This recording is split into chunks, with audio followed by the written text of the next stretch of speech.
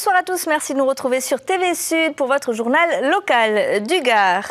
Le chantier du contournement ferroviaire Nîmes-Montpellier a débuté en octobre dernier. Il s'agira de la première ligne à grande vitesse mixte pour les voyageurs et pour le fret en France.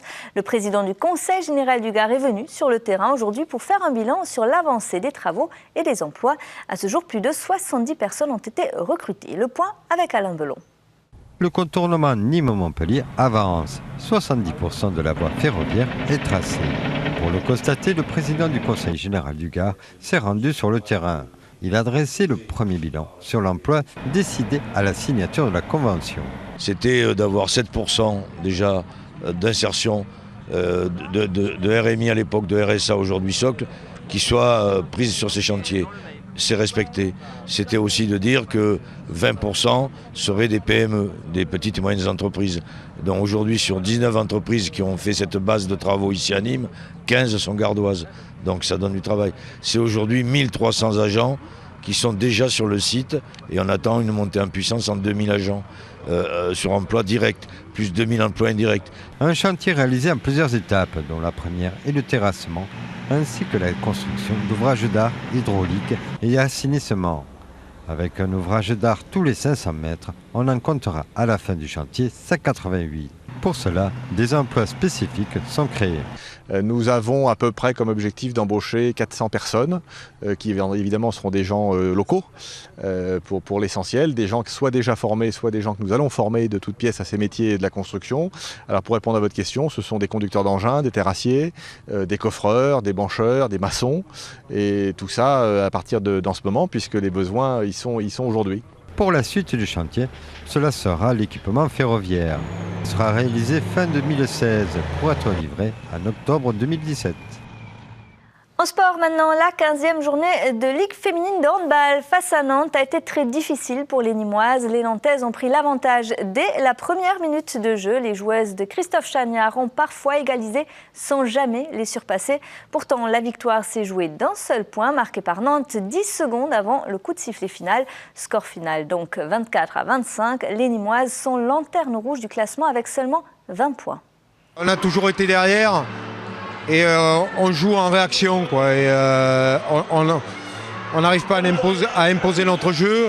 On est en réaction à la fin. Alors c'est vrai qu'à la fin, dans les 10 dernières minutes, les filles ont tout donné parce qu'elles se sentaient en danger.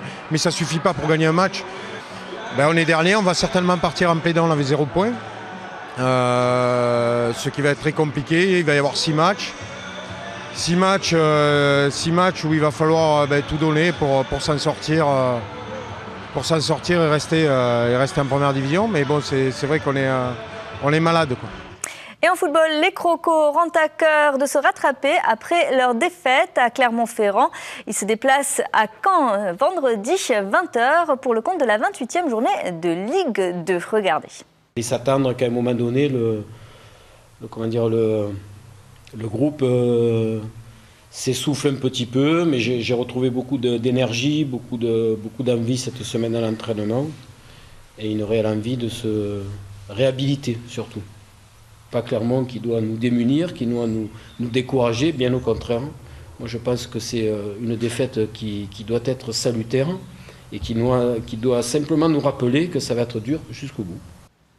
La romanité, c'est aussi la science de la teinture des vêtements et l'encre pour les écrire. Pour ne pas perdre certaines techniques inventées il y a près de 2000 ans, le Pont du Gard propose des ateliers de fabrication de couleurs où parents et enfants retrouvent certains gestes antiques. Regardez. Les plantes ont différentes vertus et à l'atelier famille au Pont du Gard, on a appris la fabrication des couleurs pour la teinture sur tissu, mais aussi l'encre pour écrire. Le tout à la méthode romaine. On a évoqué notamment la garance voyageuse qui fournit un magnifique rouge qui était utilisé donc dans les temps anciens et notamment pendant l'Antiquité. Cette démarche-là d'être dans une présentation, une découverte, des choses auxquelles on ne fait pas attention tous les jours et là désormais parce qu'on va pouvoir faire des choses, on est un petit peu dans une démarche d'ethnologie pour le coup, parce que ces plantes jadis elles étaient utilisées, elles servaient à faire des choses. Entre autres des teintures, des encres, mais aussi à soigner, à plein d'autres choses. Donc on est vraiment là dans la démarche des recettes de grand-mère. Ingrédients, eau, casserole, passoire sont des éléments indispensables pour pour une recette particulière. On met de la carbonate de soude, de l'hydrosulfite et la poudre d'indigo. On a fait du jaune qui était le bois de cotinus et on a fait du vert qui était les baies de nerprin.